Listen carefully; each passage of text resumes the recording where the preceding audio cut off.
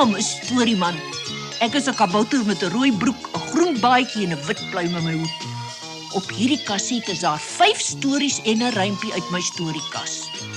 Lekker lees en lekker luister. Wolraad Woltemade.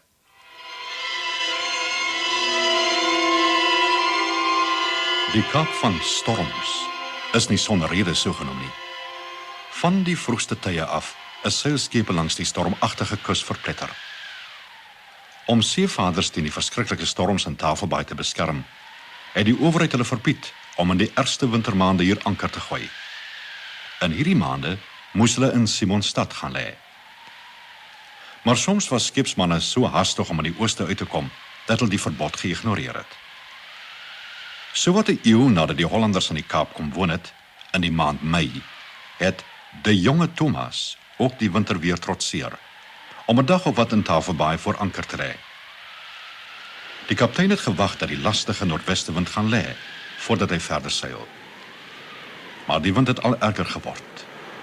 En teen die tweede aand het 'n Kaapse storm in al sy aaklige geweld losgebars.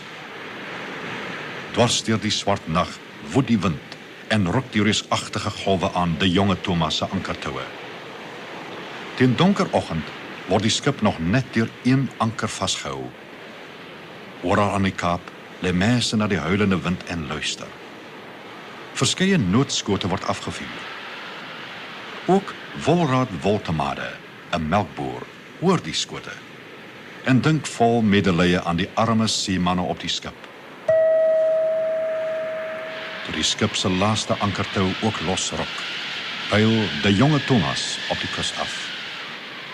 Net bo aan die Soutriviermond tref dit 'n sandbank, sodat die skip nou heeltemal aan die genade van die golwe oorgelaat word. Byna onmiddellik breek die wrede branders die skip in twee. Meer as 200 bemanningslede vrees nou vir hul lewe. 'n Paar spring wanhopig oorboord, word deur die stroom meegesleur en verdwyn onder die branders. Op die strand het 'n hele skare mense reeds saamgedrom. Hulle is nader gelok deur die noodskote en die angskrete van die bemanning, wat kort selfs bo die geloei van die wind en die gebrul van die see gehoor kan word. Onder die toeskouers, wat nie een aan 'n plan kan dink om die ongelukkige matroos op die skip te red nie, is ook 'n 30-tal soldate, wat deur die gouverneur gestuur is om die skepsvrag wat uitspoel te bewaak. Een van die soldate is Wolraad Woltemade se seun. In sy plaashuis dink Wolraad steeds aan die arme bemanningslede wat die seegeweld moet trotseer.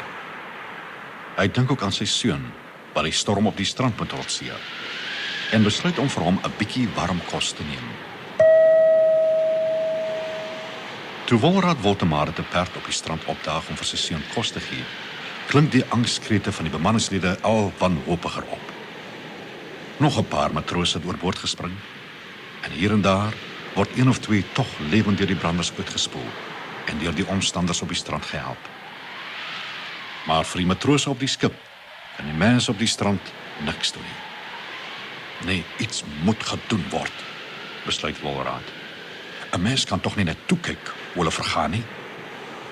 En toe, sonder om 'n oomblik langer te huiwer, stuur Wolraad Woltemade sy getroue perd die wilde branders in. Toe die mense op die strand sien wat hy besig is om te doen, is dit te laat om hom te keer. Hy het reeds halfpad aan die skip gevorder. Nou is elke oog op die strand en op die skip op Wolraad gerig. Asemloos word dit opgehou. Gaan hy die skip bereik? Ja, hy is daar. Hy skreeu iets bo die storm uit en 2 matrose spring van die skip af na hom toe. Hy laat hulle aan weerskante van die perd vashou en draai terug strand toe. Weereens word elke asem opgehou. Nader en nader kom die perd met die 3 mense. Eindelik bereik hulle die strand. Die toeskouers hardloop nader om die 2 matrose te help. En Wolraad vir sy dapperheid op die skouer te klop, maar hulle kan hul oë nie glo nie. Wolraad en sy perd is alweer verby die voorste branders. Weereens kyk almal gespanne toe hy die skip bereik. en nog 2 matrose strand te bring. Die 3de keer verdwyn Wolraad en sy perd agter die branders. Dan 'n 4de en 'n 5de keer.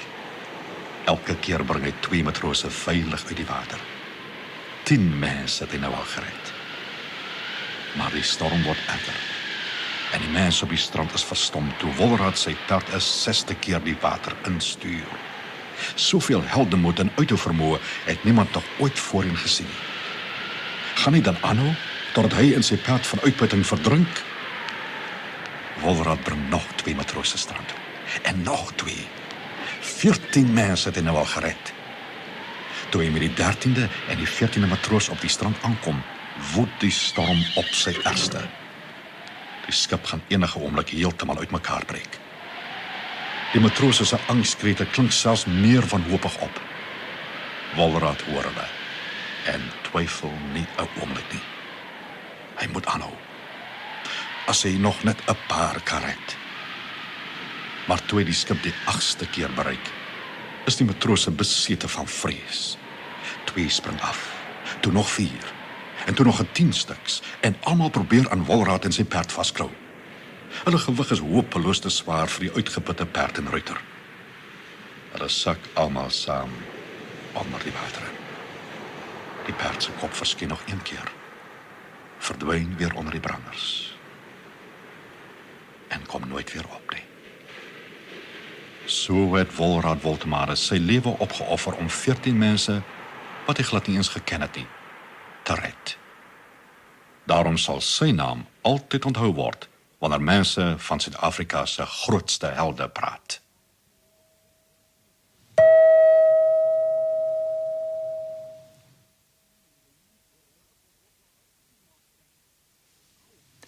Dot en die kangeroe, die jagters.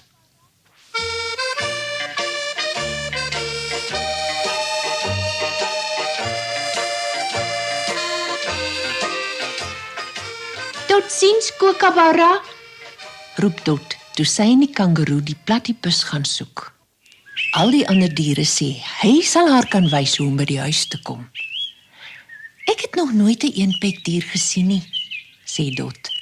Hoe soort dier is hy? Ag, nie sleg nie, sê die kangeroe. Maar koddig hoor. Die diere sê hy's 'n voël en die voël sê hy's 'n dier of 'n vis. Almal laat hom maar liewer met rus. Na 'n tydjie kom hulle by 'n skaduryke poel. Die kangeroe huppel na die waterkant en maak knorgeluide en weldra sien Dot 'n swart ding op die water. Dit is die bek van die vreemdste skepsel wat sy nog ooit gesien het. Klein en harig, maar met gewebde pote soos 'n eend. Wees baie versigtig wat jy vir hom sê, fluister die kangeroe vir Dot. Ek is die Ornithorhynchus paradoxus, sê die eendbek vir Dot. Gaan jy ook 'n boek oor my skryf? Mense, julle kom hier, grawe my huis op en dink julle kan boeke oor my skryf? Oor my, wie se voorsate al miljoene jare op aarde is? Dot probeer verduidelik dat sy verdwaal het, maar die eendbek lyk verveeld.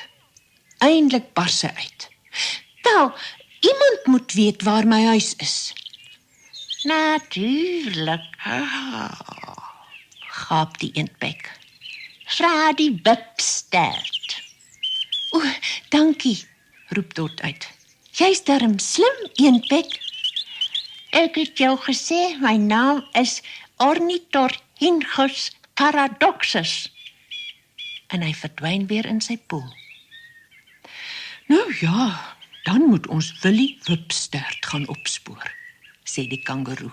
Spring in, Dot. Daardie hele dag soek hulle deur die bosveld. Maar hoewel baie diere die wipstert gesien of sy gekwetter gehoor het, klikkie-klak, klikkie-klak, het hy altyd net weggevlieg voor die kangeroe daar opdaag. Na hulle by 'n watergat iets gedrink het, soek hulle 'n snoesige plek tussen die rotse waar hulle kan oornag. Dot gaan langs die kangeroe lê. Sy dink bedroef aan haar ouers wat hoog en laag na haar soek. Hoe kan hulle weet dat sy goed versorg word? Dot kyk na die sterre en probeer hulle tel. Skielik maak sy haar oë oop. Die maan sit al hoog en die kangaroo snuif die lug. Deur die bome kom die geroffel van tromme.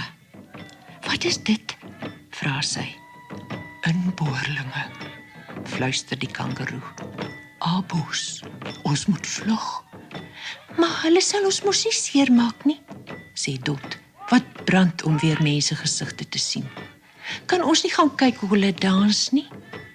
As hulle ons sien, sal hulle ons met hulle honde jag en doodmaak, antwoord die kangaroo. Maar as jy hulle moet sien, spring in en bly baie, baie stil. Hulle hop deur die bosse al nader en nader aan die lawaai. In die buidel kan Dot die dier voel sidder.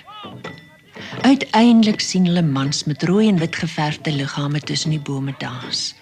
Ander hurk op die grond.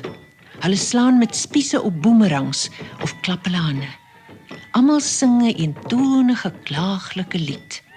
Die kampvuur se vlamme verlig hul gesigte met 'n aaklige rooi gloed. Ek is bang, fluister Dot.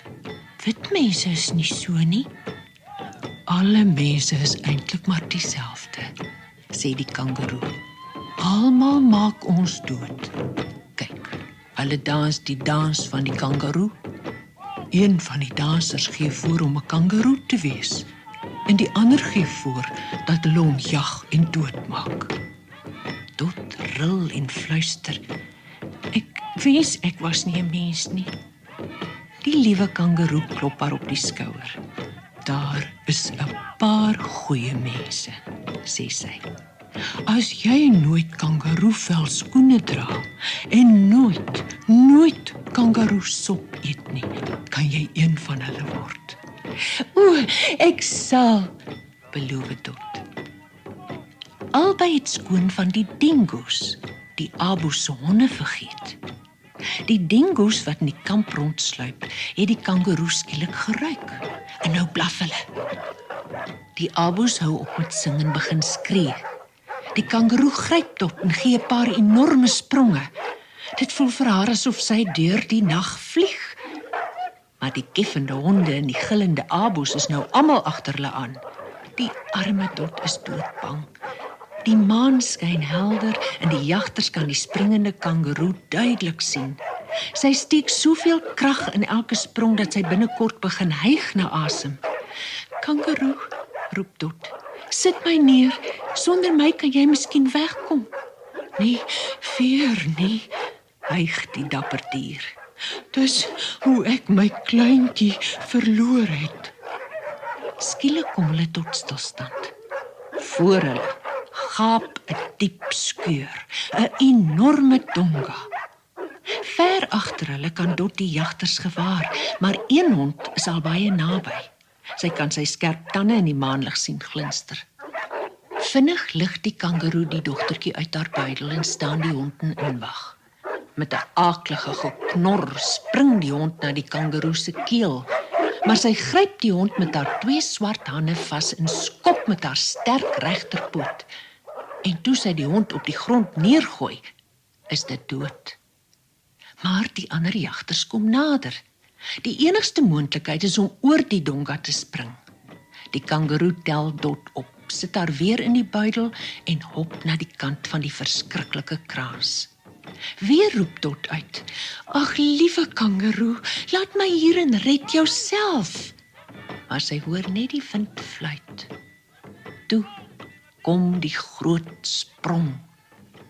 Dot hou haar asem op terwyl hulle deur die lug vlieg. Ja, hulle bereik die ander kant. Nee, die kangaroo gly terug, die afgrond in. Sy klou krampagtig aan die kraans, probeer 'n vasstrapplek kry dit, strompel vorentoe en val uitgeput op haar gesig neer. In 'n kit spring Dot uit die buidel en slaan haar armpies om die arme dier se nek. O, liewe kangaroo, moenie doodgaan nie, roep sy en druk die harige kop teen haar vas. Maar die kangaroo lê en hyg.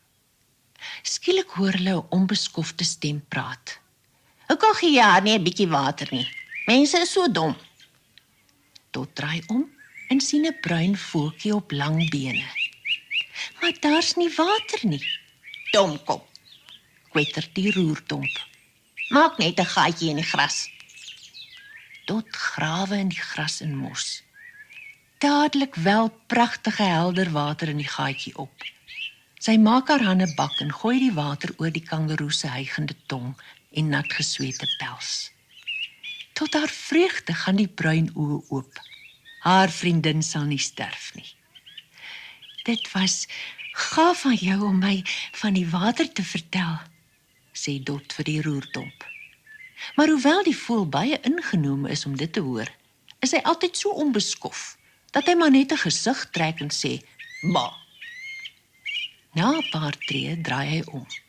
"Jy, domkop, daar's 'n droë grot onderkant die bloekomboom. Dis goed genoeg vir kangaroes en dom mensies." Dankie, sê Dot, en help die kangaroe op haar pote. Hoe gelukkig is sy dat sy sulke goeie vriende in die bos gekry het. Moontlik kom sy binnekort op Willie Wipstert ook af, en hy sal haar help om die pad huis toe te vind. Wanneer ek groot is, dink sy, sal ek niemand ooit toelaat om my bosveldvriende seer te maak nie.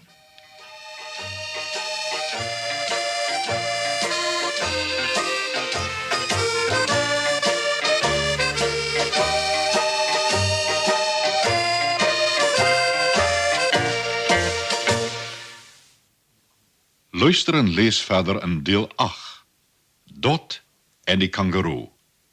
Die pad huis toe. Gwar die nar en die vermiste kasteel.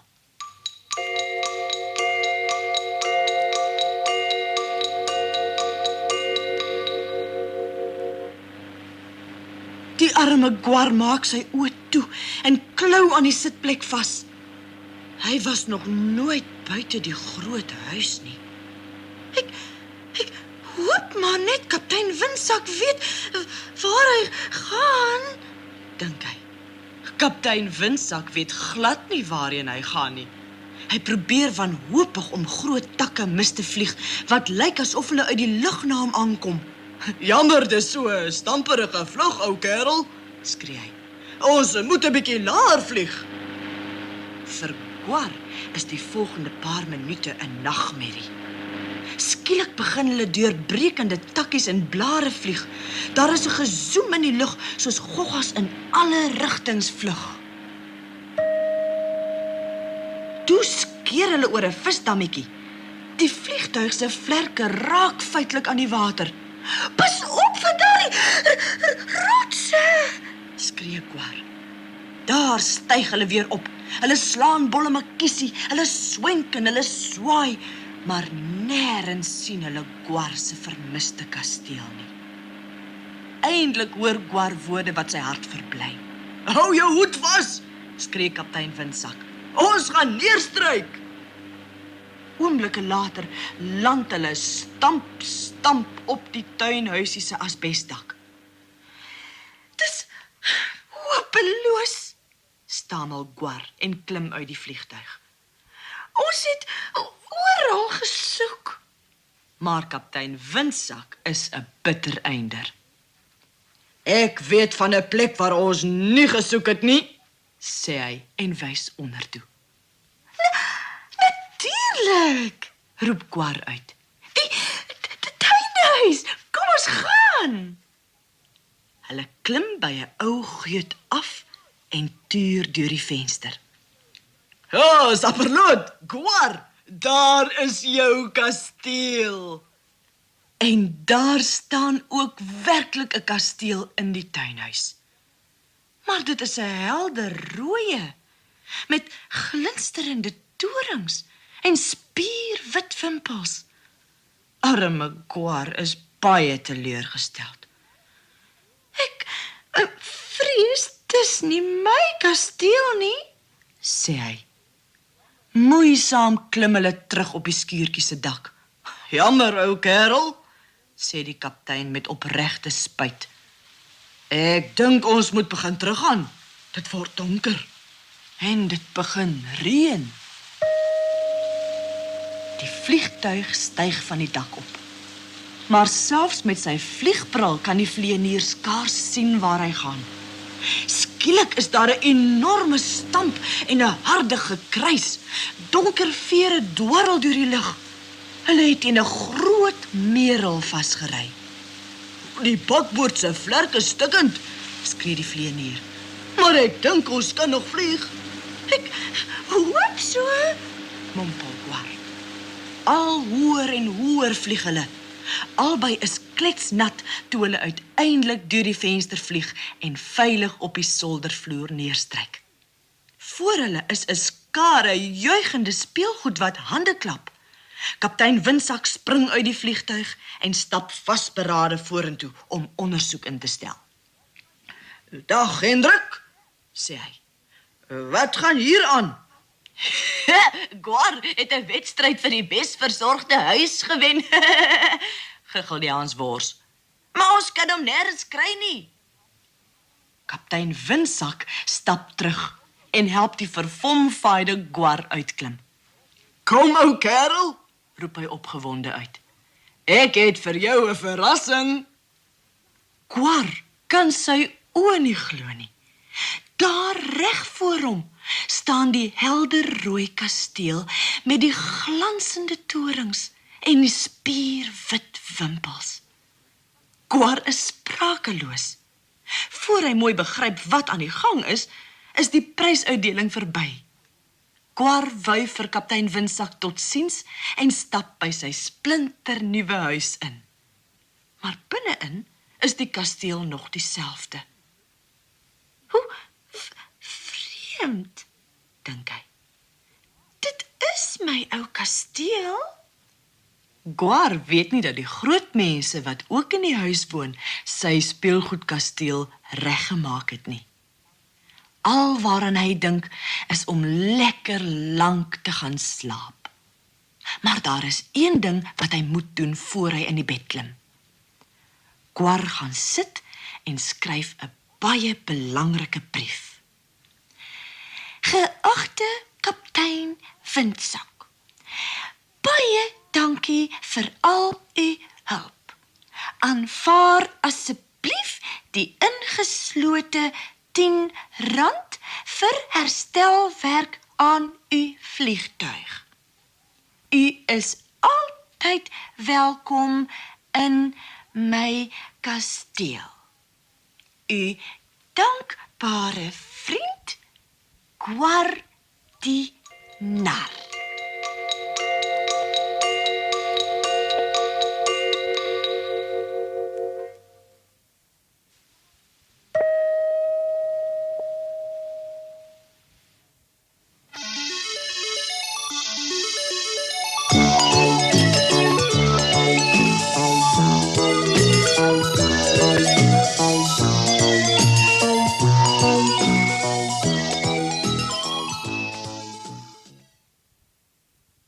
Wikus te Goede.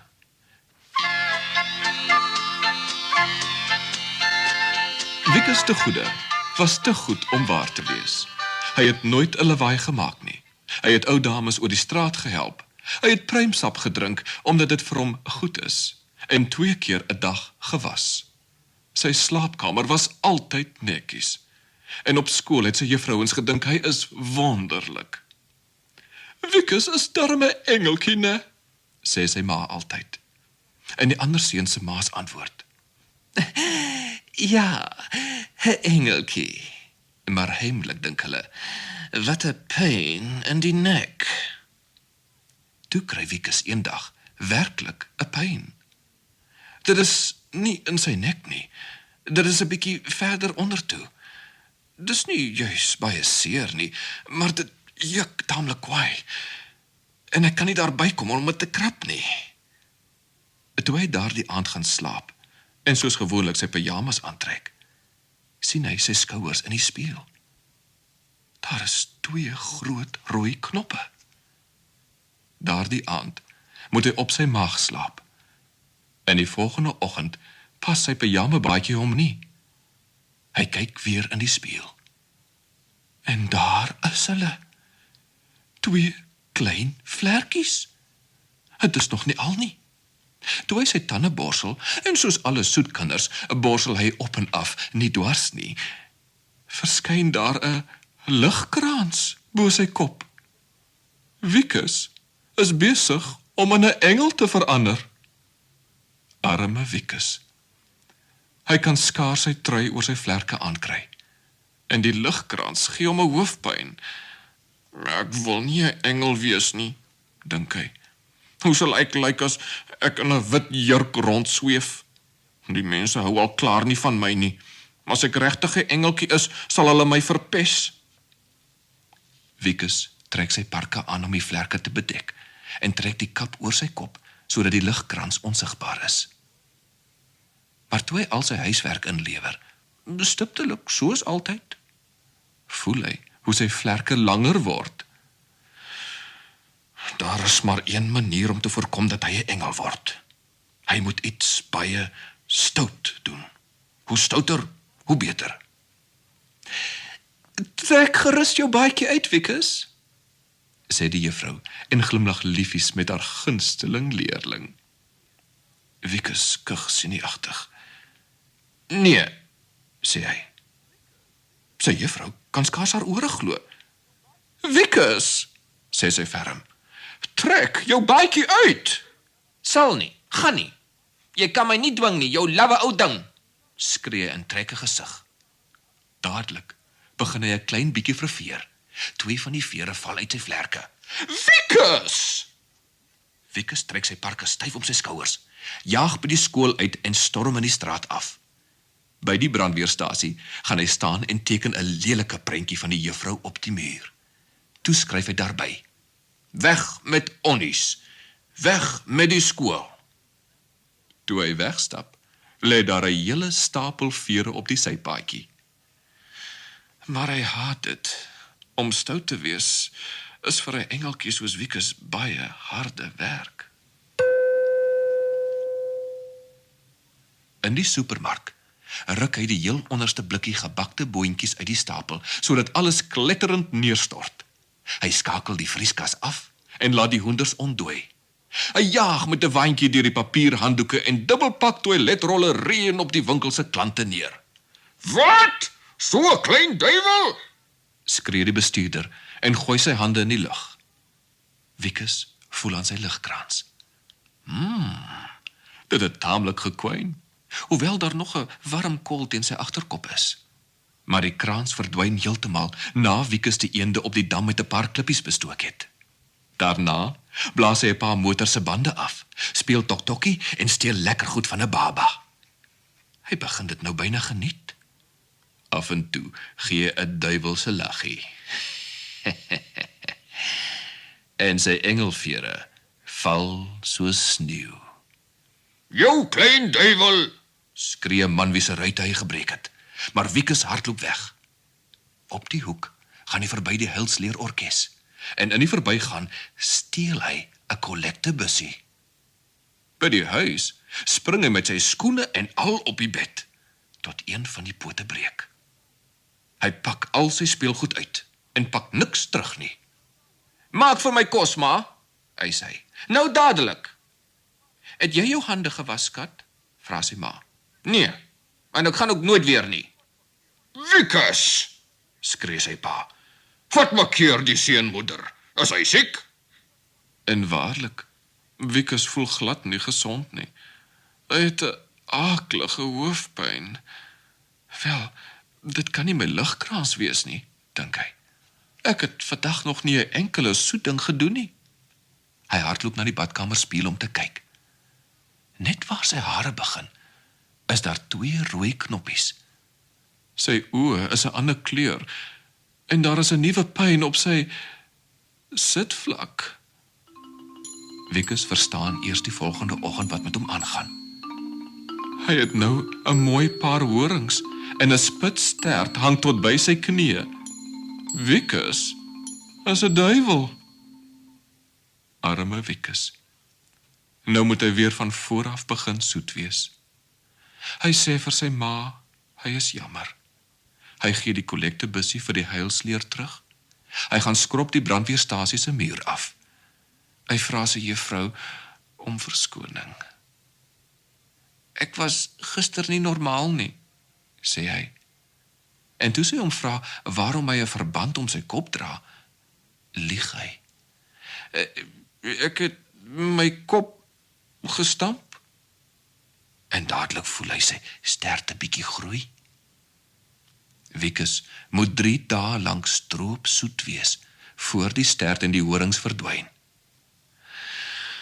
Toe sug hy van verligting, en beloof homself dat hy nooit weer regtig stout gaan wees nie. Maar net in geval die vlerke of die ligkrans weer terugkom, maak hy altyd seker dat hy sy tande dwarsborsel en nie op en af, soos almal sê hy moet nie.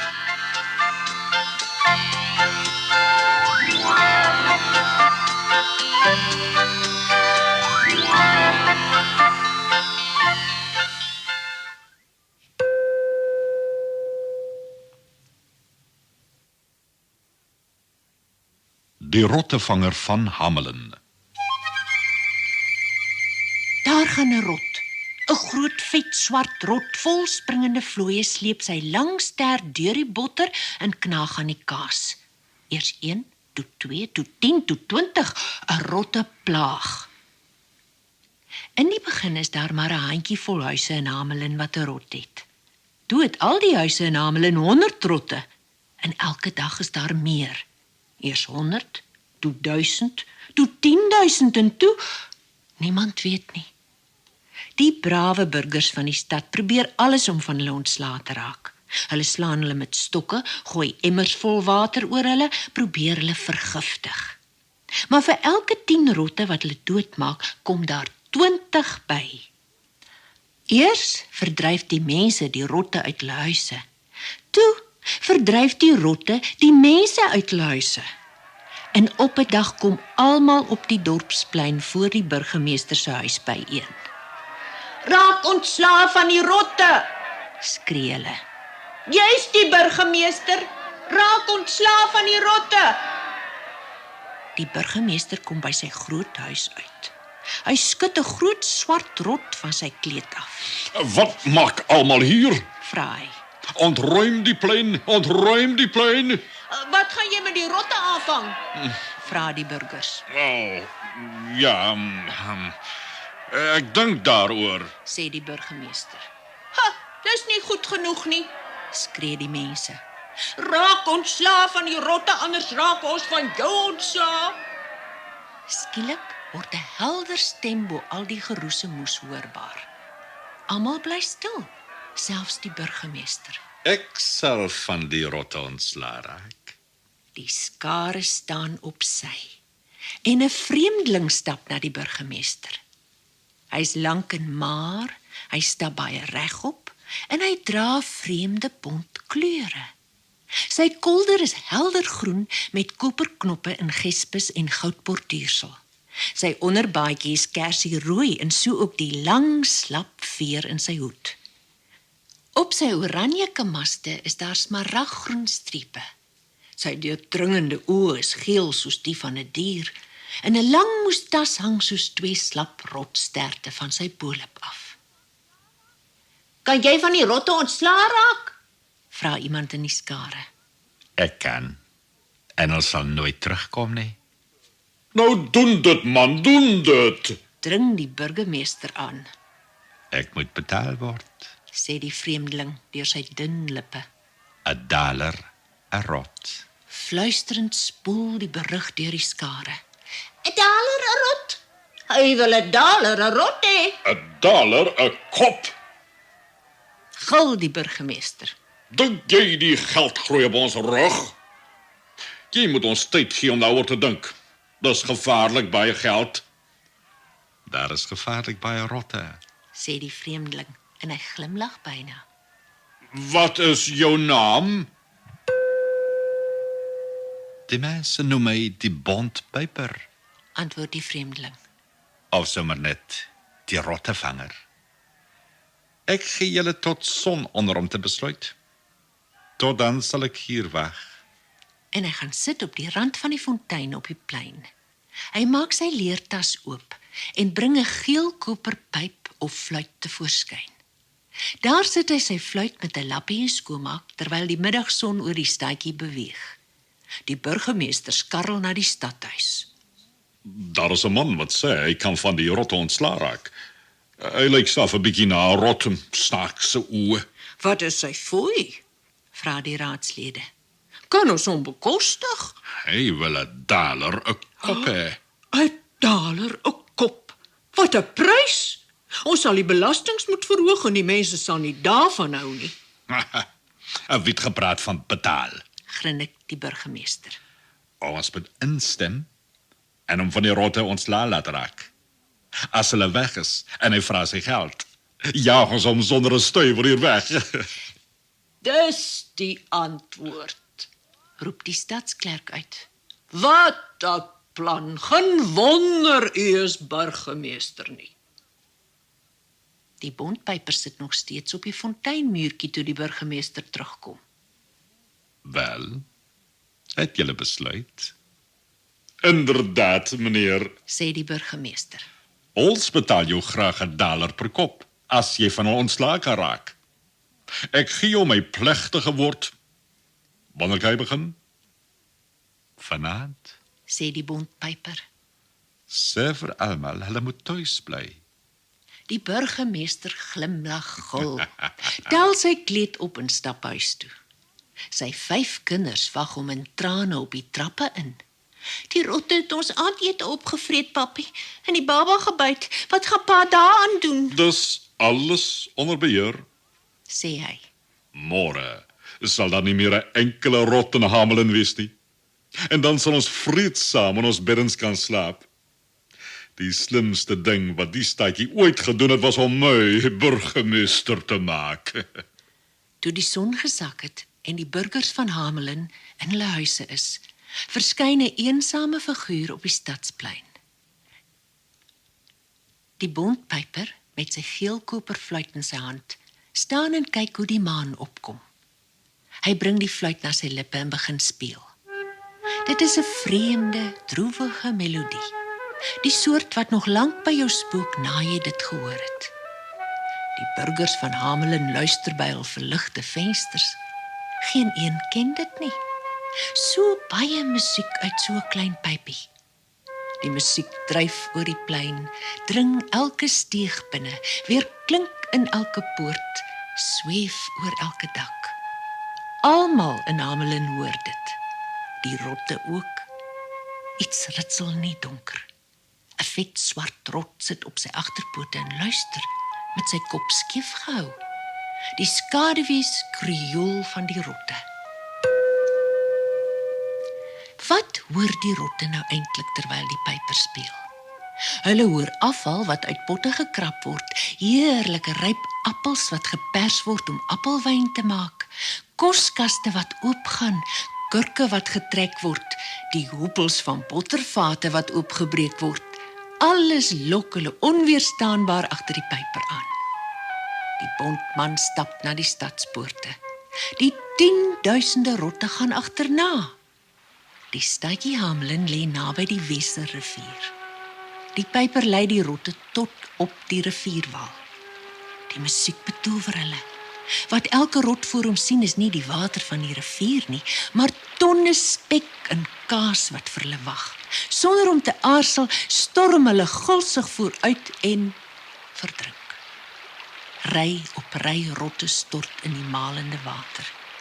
Heel laaste kom die grootste van hulle almal, 'n tamaai uitgevrete luivaak ou rot, dik van gesteelde kaas en bier. Die bondpyper help hom met 'n skop van agteroor die weg. Hy plons in die water en sink soos 'n klip. Dit is die diepste, donkerste uur van die nag, toe die bondpyper aan die burgemeester se voordeur klop. Maar hy klop hard en ergens blaf 'n hond. Min mense roer. Vir die eerste keer in maande kan hulle slaap sonder om deur rotte versteur te word. Die bondpyper klop weer.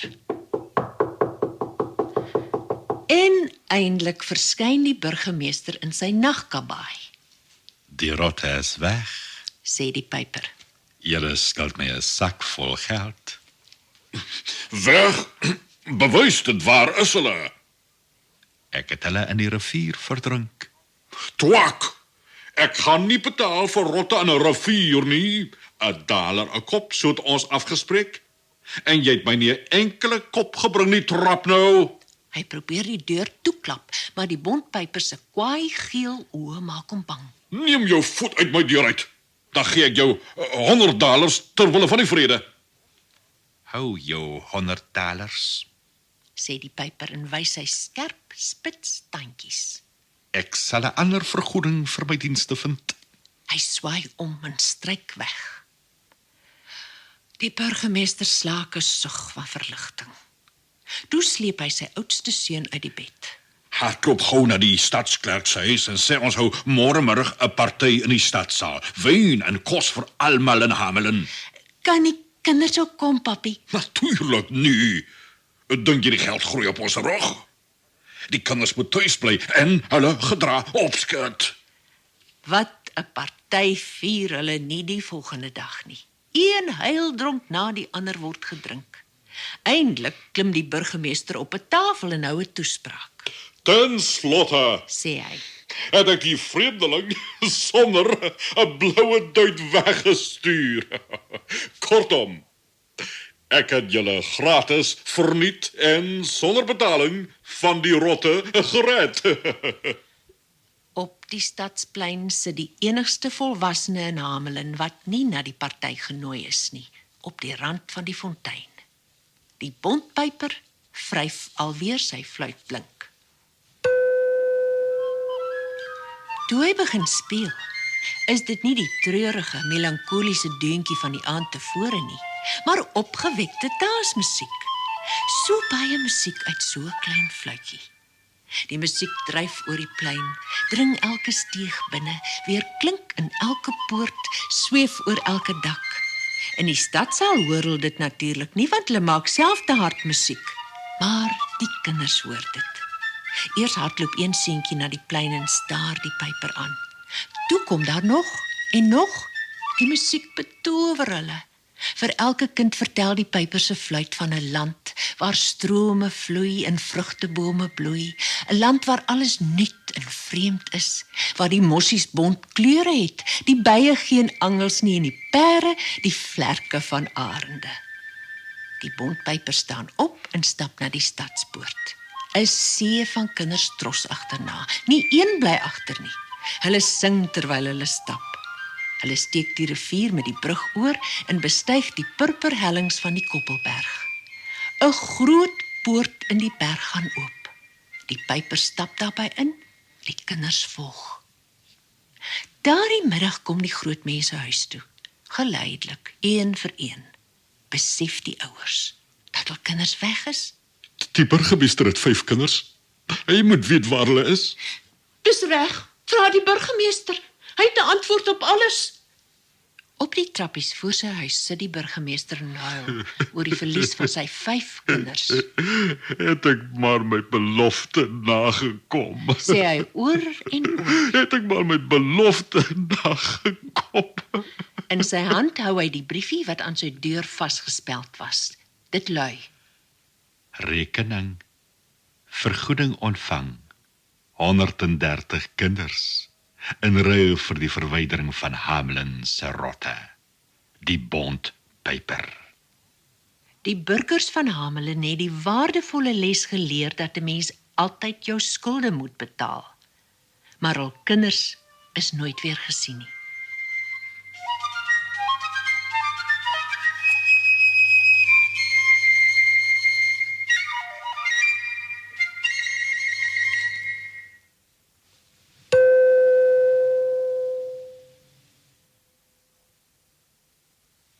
Die sneltrein.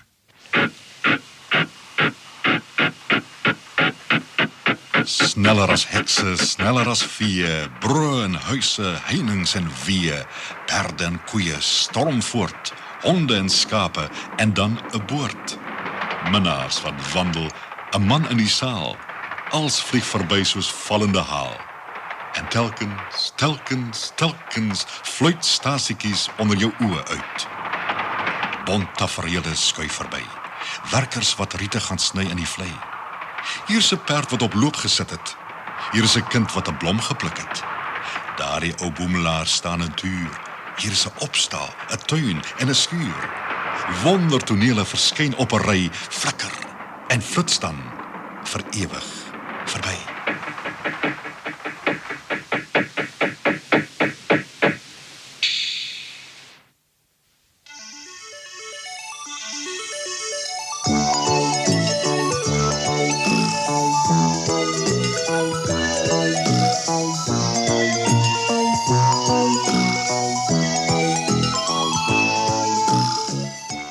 Hier is Storieman weer. Volgende keer bring ek julle nog 6 stories uit my storiekas. Hulle is die oorlog tussen die diere en die voëls, Dot en die kangaroo, die pad huis toe. Gulliver se reise deel 1, Andrei se fiets deel 1, Liewe Heksie en die toorwoorde, die towerperd. Moet hulle nie misloop nie. Totsiens, 'n mooi bly.